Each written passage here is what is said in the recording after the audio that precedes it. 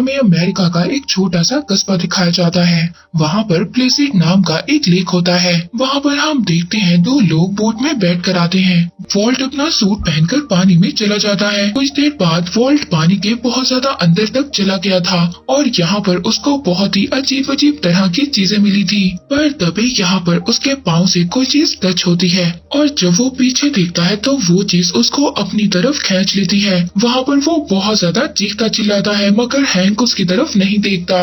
लेकिन थोड़ी ही देर बाद उसकी नजर वॉल्ट पर पड़ती है जो तेजी से तैरता हुआ बोट की तरफ आ रहा था। वो आकर हैंक से मदद मांगता है ताकि वो उसको बोट में ऊपर खींच ले। मगर तभी हम देखते हैं कि पानी में जैसी कोई बहुत बड़ी चीज है, जैसे कि कोई बहुत बड़ा क्रोकोडाइल हो। तभी हैंक अपने साथी को बोट में ऊपर खींच लेता है, लेकिन तब तक बहुत ज्यादा देर हो चुकी थी। उस चीज ने वॉल्ट को अपना खाना बना लिया था। वो उसके बॉडी का आधा हिस्सा खा चुका था। अब वॉल्ट के पास सिर्फ ऊपर का बॉडी का हिस्सा बचा था। ये देखकर हैंक बहुत ज्यादा डर जाता है। उसकी हालत बहुत ज्यादा खराब हो जाती है। अब इसके बाद ये खबर सुनकर फिशिंग डिपार्टमेंट वाले अपने एक ऑफिसर को भेजते हैं जिसका नाम जैक था। वो ऑफिसर वहाँ पर जब वॉल्ट की डेड बॉडी को देखता है तो पूरी तरह से शॉक्ड हो जाता है क्योंकि उसने पहले ऐसे कभी भी नहीं देखा था। अब हैंक और जैक मिलकर दोनों इस केस पर इन्वेस्टिगेट करना स्टार्ट कर देते हैं। वो लोग ये समझ रहे थे कि ऐसे इंसान को मारना किसी बहुत बड़े क्रिएचर का काम हो सकता है। उसे हम लोगों को ढूंढना होगा क्योंकि वो आगे जाकर भी लोगों के लिए खतरा बन सकता है। नेक्स्ट सीन में हम कैली नाम की एक लड़की को देखते हैं। वो पुरानी चीजों को ढूंढती है और फिर उन पर रिसर्च करती है। वो एक म्यूजियम में काम किया करती थी। इसके बाद कैली के कैबिन में उसके बॉस आते हैं और उसको उसी कस्बे में जाने का बोलते हैं। उससे कहता है कि उस डेड बॉडी के पास एक बहुत बड़ा दांत मिला है। वो शायद कोई बहुत बड़े क्रिएचर का भी हो सकता है, इसलिए तुम्हें वहाँ पर जाकर उस चीज के बारे में इन्वेस्टिगेशन करनी होगी। अब कैली के पास यहाँ पर कोई ऑप्शन नहीं था। अब वो नेक्स्ट डे उसी जगह पर निकल जाती है। जब वो वहाँ पर पहुँचती है तो सबसे पहले वहाँ के लैब में जाती है जहाँ पर उसको वो दांत मिलता है। उसे देखकर वो ये बोलती है कि ये शायद कोई बहुत बड़े जानवर का हो सकता है, जैसे कोई बहुत बड़ा क्रोकोडाइल हो। इसके बाद वो डॉक्टर से कहती है कि मैंने उस डेड बॉडी को देखना है, मगर डॉक्टर उसको मना कर देते हैं क्योंकि वो डेड बॉडी बहुत बुरी हालत में होती है। मगर फिर भी डॉक्टर डेड बॉडी कैली को दिखा देते हैं। कैली उस डेड बॉडी को देखकर बहुत ज्यादा शॉक्ड हो जाती है। हैंक उनको बताता है कि उस लेक के पास एक कपल रहता है और उसके अलावा वहाँ पर कोई भी नहीं रहता। इसीलिए अब हमें इन्वेस्टिगेशन करने के लिए सबसे पहले उस कपल के पास जाना होगा। वहाँ पर जाकर वो एक बूढ़ी लेडी से मिलते हैं। जब वो उसके हस्बैंड के बारे में उससे पूछते हैं तो वो बताती है कि 3 साल पहले उसके हस्बैंड की डेथ हो गई थी। यहाँ पर जैक जब उस बूढ़ी लेडी से पूछता है कि तुम्हारे हस्बैंड की डेथ कैसे हुई, तो वो बताती है कि उन्हें मैंने खुद मार दिया क्योंकि उन्होंने मुझसे कहा कि मैं आजाद होना चाहता हूँ। इस बूढ़ी औरत की ये बातें सुनकर तीनों बहुत ज्यादा हैरान हो जाते हैं और वो ये सोचते हैं कि शायद ये बूढ़ी औरत पागल है। अब जब ये लोग वापस आ रहे होते हैं तो जैक को लेक में कुछ तैरता हुआ नजर आता है। जब वो उस चीज के पास पहुंचते हैं तो हैंक उस चीज को बाहर निकालता है। ये तो किसी जानवर का कटा हुआ सर था। अब उस जानवर के कटे हुए सर को देखकर ये लोग अंदाजा लगा सकते हैं कि वो क्रिएचर कितना ज्यादा खतरनाक है। इसलिए अब ये डिसाइड करते हैं कि लेक के किनारे ही ये टेंट लगाएंगे और टाउन के बाकी ऑफिसर्स को भी बुलाएंगे ताकि मिलकर सब लोग उस जानवर के बारे में पता कर सकें। वहीं पर हम देखते हैं कैली और जैक को एक हेलीकॉप्टर आता हुआ नजर आता है। उस हेलीकॉप्टर में से मेथोलॉजी एक प्रोफेसर निकलते हैं। इस प्रोफेसर का नेम था हेक्टर और हेक्टर को उस बड़े से जानवर में काफी ज्यादा दिलचस्पी थी। वो उस चीज को देखना चाहता था और फिर वो अगले दिन छोटी बोट में बैठकर निकल जाते हैं और जब वो लेक के दरमियान में पहुंचते हैं तो वहाँ पर उन्हें कुछ छोटी छोटी मछलियाँ कूदती हुई नजर आती हैं और तभी उनकी बोट उल्ट जाती है। वहाँ पर कैली पानी में गिर जाती है मगर वो लोग जैसे तैसे कर उसको बचा लेते हैं और किनारे पर पहुंच जाते हैं। वहाँ पर कैली एक और इंसानी अंगूठा देखती है जिसको कुछ कीड़े खा रहे थे। उस अंगूठे को देखकर हेक्टर बोलता है कि अब कंफर्म है कि यहाँ पर कोई बहुत बड़ा क्रोकोडाइल है। अब आज रात ये लोग यहीं पर रुकने वाले थे। अब वहाँ पर हेक्टर कुछ ऑफिसर्स को लेक के किनारे एक जाल बनाने का कहता है ताकि वो मगरमच्छ जब भी आए तो इस जाल में फंस जाए। अब अगले दिन हम देखते हैं कि वो लोग फिर से दोबारा लेक पर जाते हैं। अब वो उस जगह पर जाते हैं जहाँ पर वॉल्ट को उस मगरमच्छ ने मारा था। अब हेक्टर वहाँ पर एक स्पीकर पानी में डालता है जिससे मछलियों की आवाज आती है, जिससे कि वो जायंट क्रोकोडाइल उसकी तरफ अट्रैक्ट हो। मगर वहाँ पर काफी देर हो जाती है। हेक्टर अब ये खुद डिसाइड करता है कि वो पानी में जाएगा और जाकर पता करेगा क्या वाकई ही पानी में कोई जायंट क्रोकोडाइल है या नहीं। अब वो ऐसा ही करता है और खुद पानी में कूद जाता है। ऊपर कैली और हैंक मशीन में देख रहे होते हैं जिससे कि कोई हलचल हो तो फौरन उन्हें पता चल जाए। मगर थोड़ी देर बाद उनकी बोट से कोई बहुत बड़ी चीज टकराती है जिससे कैली दोबारा से पानी में गिर जाती है।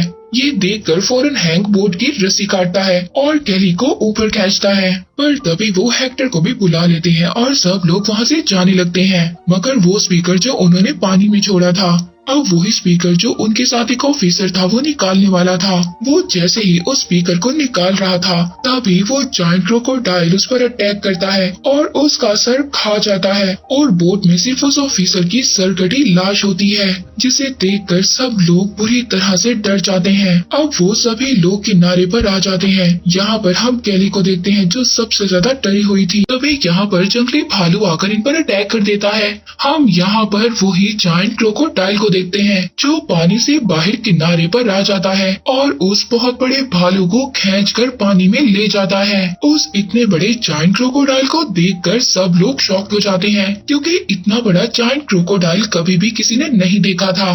अब सब लोगों को ये यकीन हो जाता है कि यही क्रोकोडाइल है जो सबको मार रहा है। हैंक यहाँ पर उस क्रोकोडाइल के बारे में और भी ज्यादा इंफॉर्मेशन निकालता है, जहाँ पर उन्हें पता चलता है कि वो एशियन पैसिफिक क्रोकोडाइल है जो कि 30 फीट तक का हो सकता है और काफी ज्यादा खतरनाक भी है। मगर हेक्टर का ये मानना था कि इन जानवरों को मारना नहीं चाहिए, उनको कहीं दूर ले जाकर सेफ जगह पर छोड़ देना चाहिए। अगले दिन वो लोग जंगल के और ज्यादा अंदर जाते हैं। वहाँ पर उन्हें उस क्रोकोडाइल के पैरों के निशान मिलते हैं। अब जब वो सभी लोग उसको देख रहे थे तभी अचानक से उनकी नजर उसी बूढ़ी लेडी के घर पर पड़ती है। वो देखते हैं कि वो बूढ़ी लेडी अपना एक जानवर उस बड़े मगरमच्छ को खिलाने जा रही है। यहाँ पर हमें पता चलता है कि वो जायंट क्रोकोडाइल उस बूढ़ी लेडी का एक पालतू जानवर था।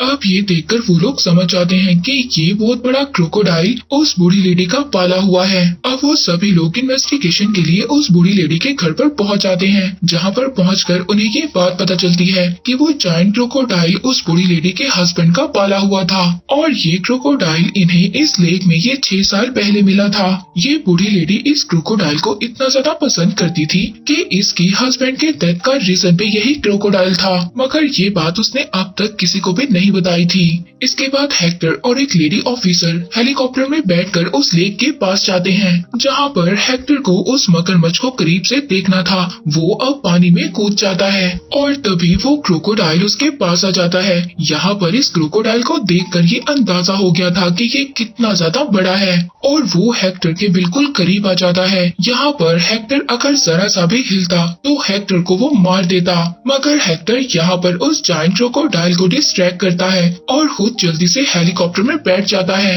मगर तभी वो जायंट क्रोकोडाइल उनका हेलीकॉप्टर भी पकड़ लेता है और लेडी ऑफिसर को वहाँ पर उसको फायर करना पड़ता है, जिससे कि वो उनके हेलीकॉप्टर को छोड़ देता है। अब वो सभी लोग लेक के किनारे पर आ जाते हैं। ये सब चीजें देखकर जैक ये फैसला करता है कि वो वाइल्ड लाइफ डिपार्टमेंट के लोगों को यहाँ पर नहीं बुलाएगा ताकि ये लोग इस जायंट क्रोकोडाइल को मार सके। मगर हेक्टर और हैंक इस बात पर एग्री नहीं होते।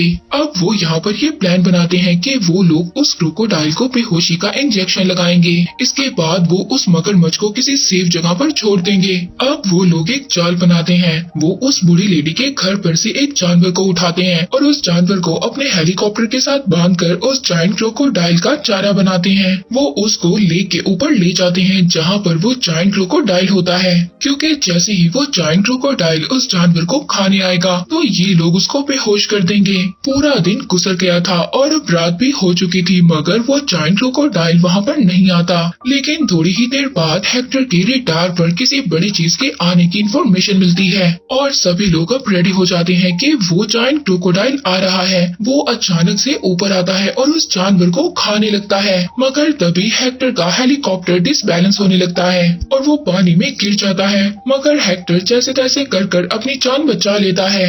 मगर अब हेक्टर लेक के दरमियान में फंस चुका था और वो क्रोकोडाइल उसको किनारे पर नहीं आने दे रहा था। तभी वो सभी लोग उस जायंट क्रोकोडाइल पर अटैक करने लगते हैं और वो क्रोकोडाइल भी किनारे पर आकर इन पर अटैक करने लगता है और वो सभी लोग वहाँ पर उस जायंट क्रोकोडाइल को बेहोशी के इंजेक्शन लगाने लगते हैं। मगर तभी इसी अफरा तफरी में कैली पानी में गिर जाती है। उसको देखकर वो मगरमच्छ उसके पीछे जाने लगता है, मगर कैली अपनी जान बचाती हुई हेक्टर के पास चली जाती है। अब वो जायंट क्रोकोडाइल पूरी ताकत से उन पर अटैक करता है और इसी चक्कर में वो उनके हेलीकॉप्टर में फंस जाता है और इतने सारे बेहोशी के इंजेक्शन लगने की वजह से वो बेहोश होने लगता है। हैंक हेक्टर से कहता है कि उसको मार दो, मगर हेक्टर उसके पास जाता है और कहता है कि अब ये बेहोश हो चुका है, इसे हमें किसी सेफ जगह पर छोड़ देना चाहिए और इसको मारना नहीं चाहिए। मगर तभी वहाँ पर एक और क्रोकोडाइल आ जाता है। वो हेक्टर को खींचकर पानी में ले जाने लगता है। सब लोग काफी ज्यादा डर जाते हैं, मगर वो लोग उसको किसी तरह से बचा लेते हैं।